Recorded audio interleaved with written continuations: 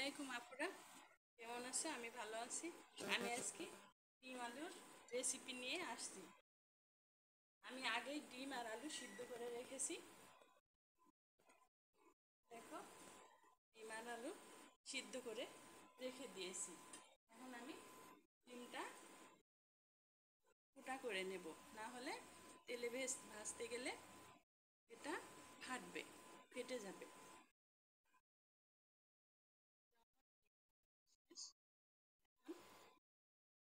চুলায় কড়া বসিয়ে দিয়েছিলাম গরম করতে, গরম হয়ে গেছে। এখন তেল দিলাম ডিমটা ভাজার জন্য। এখানে আমি একটু লবণ দিয়ে নেব, তারপর দিয়ে ভেজে নেব।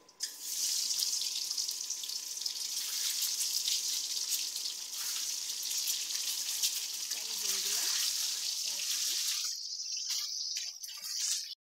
আমার ডিম ভাজা শেষ।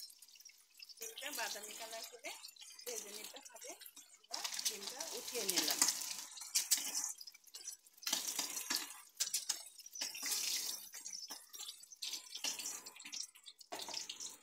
এখন আমি পেঁয়াজ দিয়ে দেব।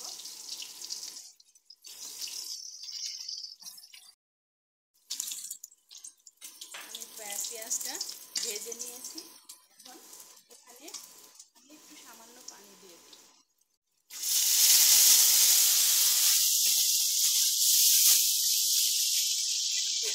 জিরা, পেঁয়াজ, রসুন আর লবঙ্গ, এলাচ গুলা পাতাগুলো আমি দিয়ে দিলাম।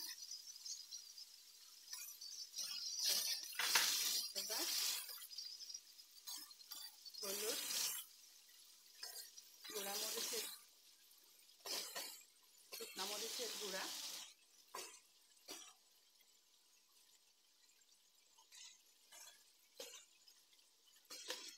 আর লবণ দিয়ে দিলাম।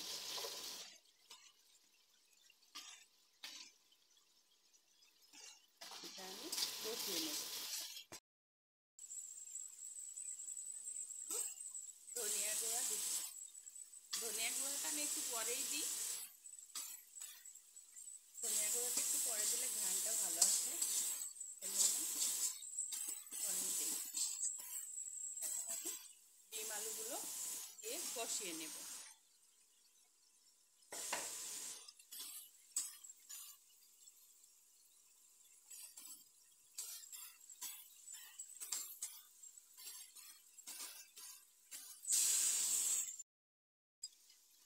ডিম আলু কষিয়ে নিচ্ছি।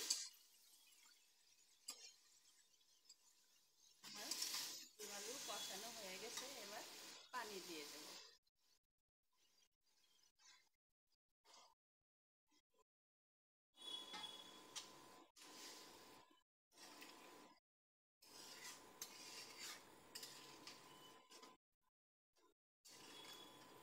যতটুকু ঝোল রাখবে ওই পরিমাণ মতো পানি দিয়ে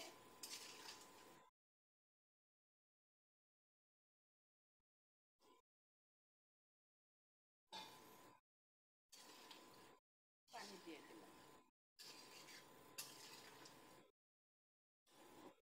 এখন আমি 10 মিনিটের জন্য ব্রেক নিচ্ছি। আমার তরকারিটা হয়ে গেছে। ডিম আলু, যে যেমন ঝোল রাখবেন সেইভাবেই রাখবেন। আলুতে একটু ঝোল টেনে নেয়, এজন্য আমি একটু বেশি করে রাখলাম। এখন আমি নামিয়ে নেব।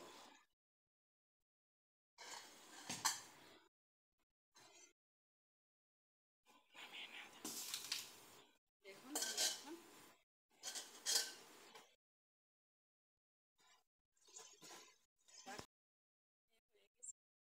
ডিম আলুর তরকারি। দেখেন আপুরা, কত সুন্দর কালার এসেছে। এটা খেতে অনেক মজা। একবার রান্না করে দেখেন আপনারা, এটা অনেক ভালো লাগে খেতে। রুটি দিয়েও খেতে পারেন, ভাত দিয়েও খেতে পারেন, যে যেমন ইচ্ছা। আচ্ছা, আমি এখনকার মতো আসি। আল্লাহ হাফেজ।